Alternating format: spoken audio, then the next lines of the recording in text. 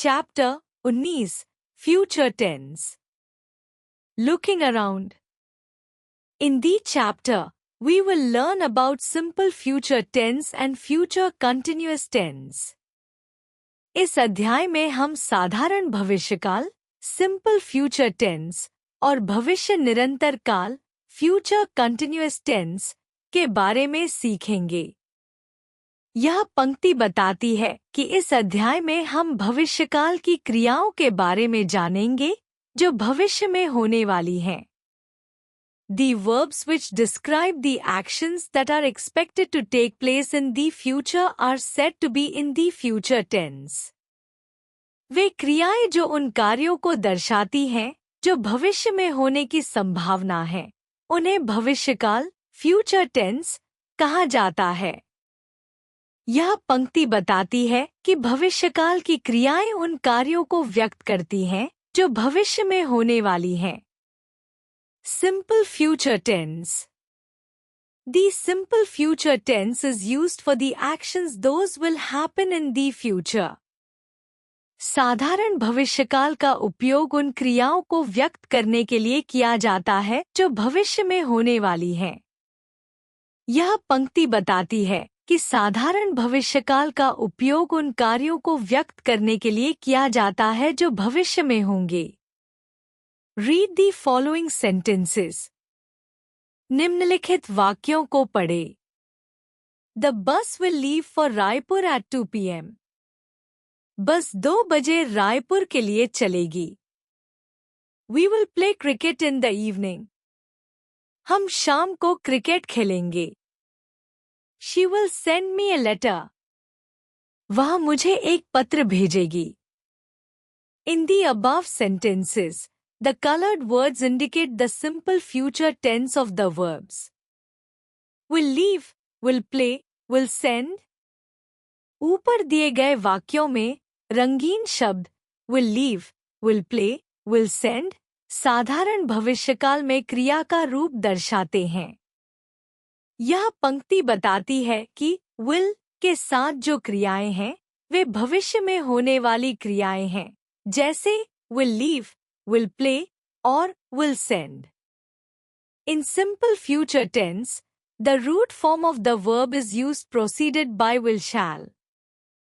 साधारण भविष्यकाल में क्रिया के मूल रूप रूट फॉर्म का उपयोग will shall के साथ किया जाता है। यह पंक्ति बताती है कि साधारण भविष्यकाल में will या shall के साथ क्रिया का मूल रूप उपयोग किया जाता है, जैसे will go, shall come आदि। Remember it. Will is used to talk about something that is sure to take place. Will का उपयोग किसी ऐसी बात के बारे में करने के लिए किया जाता है जो निश्चित रूप से होने वाली है। उदाहरण The sun will rise tomorrow. सूरज कल उगेगा। Shall is used with I and we when you talk about something you want to do. However, now its use is limited. Shall का उपयोग I और we के साथ किया जाता है जब आप किसी ऐसी बात के बारे में बात करते हैं जो आप करना चाहते हैं। हालांकि अब इसका उपयोग सीमित है। उदाहरण I shall go to the market. मैं बाजार जाऊंगा। Future continuous tense. The future continuous tense is used to express a continued or an ongoing action in future that will occur in the future and is expected to continue for some time. भविष्य निरंतर काल future continuous tense का उपयोग किसी ऐसी क्रिया को व्यक्त करने के लिए किया जाता है जो भविष्य में चल रही होगी और कुछ समय तक जारी रहने की संभावना होगी। यह पंक्ति बताती है कि भविष्य निरंतर काल का उपयोग उन क्रियाओं के लिए किया जाता है जो भविष्य में चल रही होंगी और कुछ समय तक जारी रहेंगी। In future continuous tense, will be or shall be is used with the ing form of the basic verb. भविष्य निरंतर काल में will be या shall be का उपयोग क्रिया के आईएनजी रूप के साथ किया जाता है। यह पंक्ति बताती है कि भविष्य निरंतर काल में विल बी या शैल बी का उपयोग क्रिया के आईएनजी रूप के साथ होता है, जैसे will be waiting, will be dancing आदि। Examples: I will be waiting for you, मैं तुम्हारा इंतजार कर रहा हूँगा।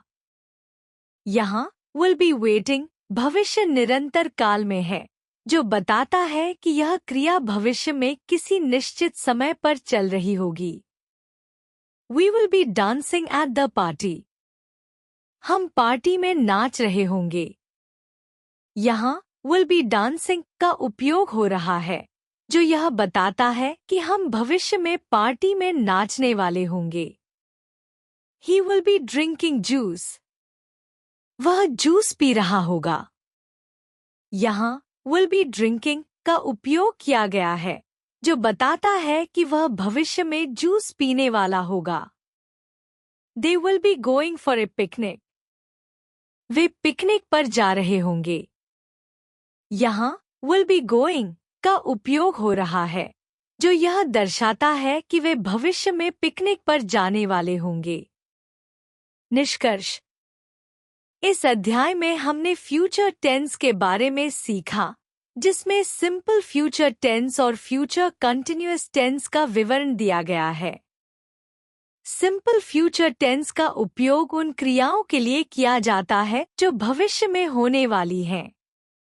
इस काल में क्रिया के साथ विल शैल का उपयोग किया जाता है, जैसे द बस विल लीव या वी विल प्ले क्रिकेट।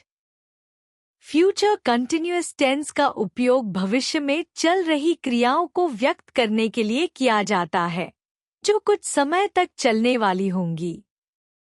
इस काल में विल बी या शैल बी के साथ क्रिया के आईएनजी रूप का प्रयोग किया जाता है, जैसे I will be waiting for you या they will be going for a picnic. इन दोनों कालों का उपयोग भविष्य में होने वाली घटनाओं और क्रियाओं को व्यक्त करने में सहायक होता है।